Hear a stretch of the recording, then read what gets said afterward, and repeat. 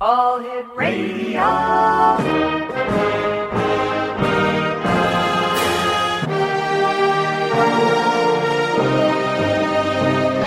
Welcome to the X Zone, a place where fact is fiction and fiction is reality. Now, here's your host, Rob McConnell.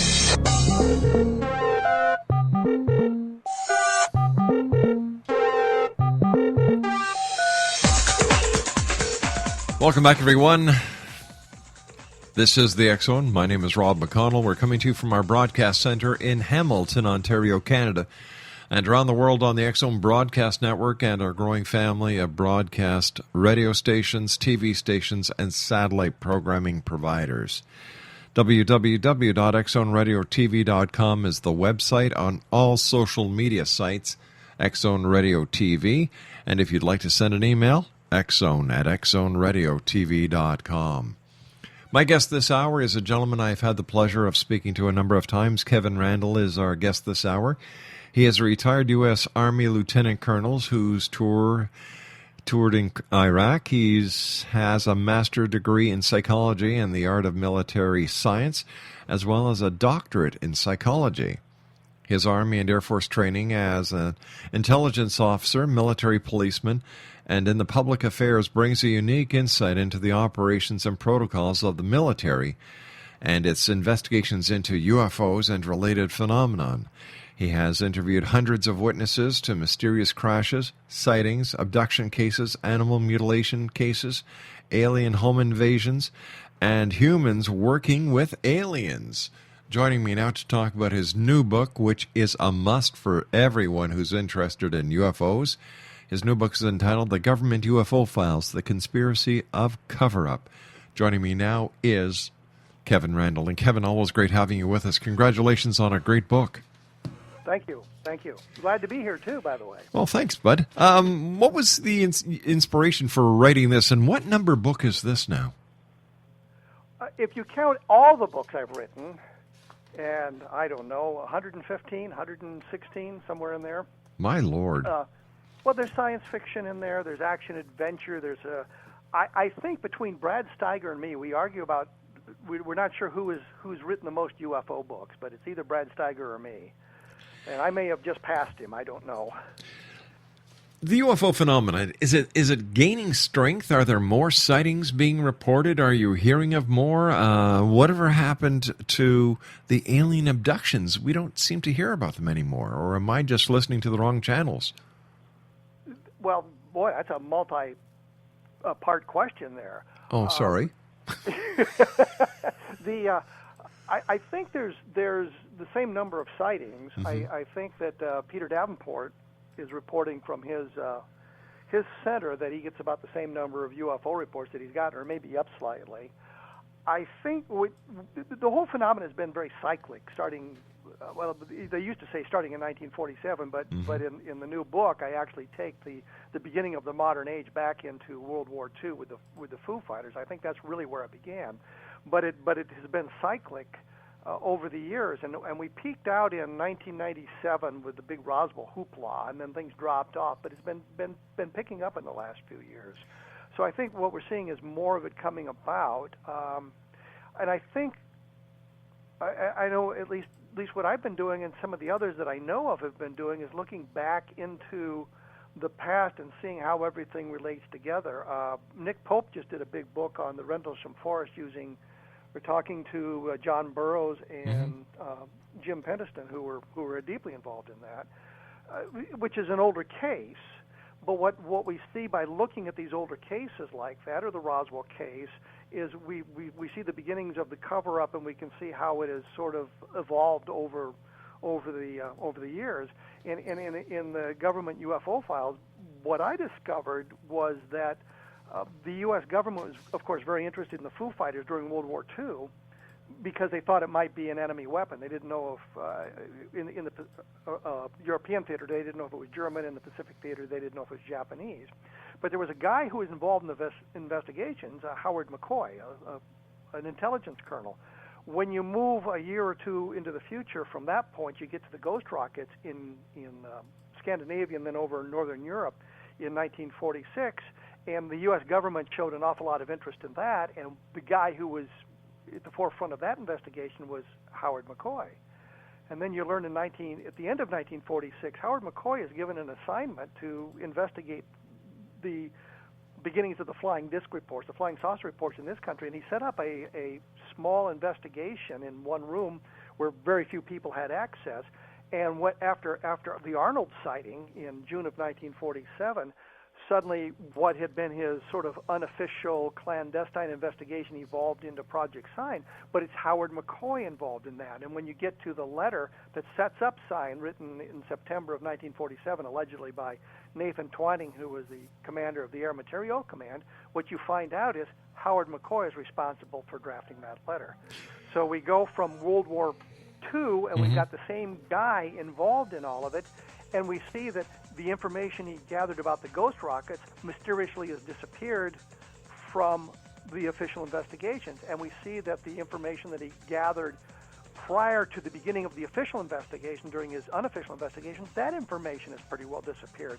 And by looking at some of the documentation that we get out of Sign, Grudge... Kevin, we're going to have to take a commercial break. Please stand by. Exonation Kevin Randle's our special guest.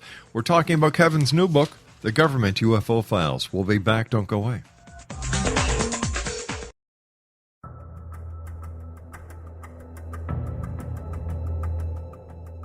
Modern Esoteric, Beyond Our Senses by Brad Olson, consummates the lifology story about where humanity originates.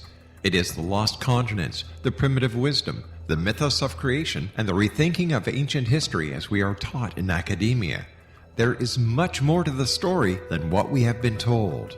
As this is the first book in the Esoteric series, Modern Esoteric starts at the beginning of time and accelerates up to this modern age. Future Esoteric is book 2 in the series and takes a forward-looking position ahead of today with an open and honest examination of the ET issue and various unexplained phenomena. To discover the writings of author Brad Olson, visit www.bradolson.com. That's www.bradolson.com.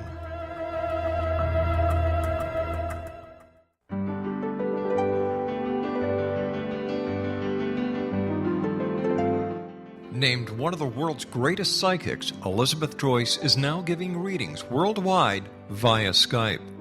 Elizabeth Joyce is recognized for her clairvoyant ability to help find missing persons, her analysis of dreams, past life regression work, mediumship, and her accurate predictions.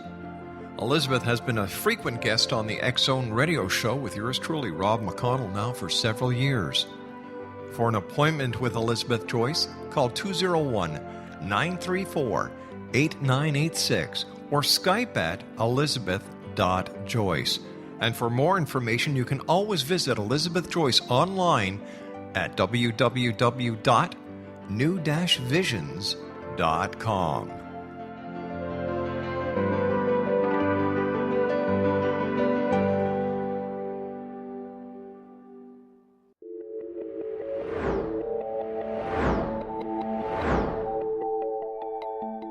Do you have a dis-ease that you would like to alleviate through a natural means? Have you been contacted by angels, ghosts, or even extraterrestrials and want to validate these experiences? Or would you simply like to speak with someone who can help you find your life's purpose? I'm Dr. Joseph Mara, and I'm offering my services free of charge for first-time clients contacting me during the month of April.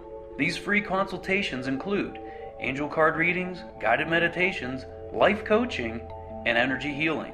If you have always wanted to explore these types of experiences but were skeptical or simply could not afford them, then take advantage of this free special offer. Contact me through my website, aguidinglight, spelled lite.com, to schedule your consultation today.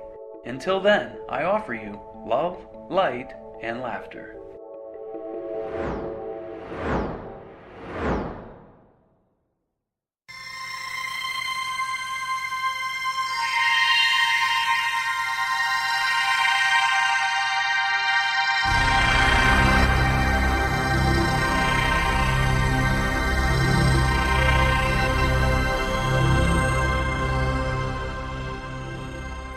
Fact or fiction? Conspiracy or coincidence? theory or threat? Is there a menace, or is it benign?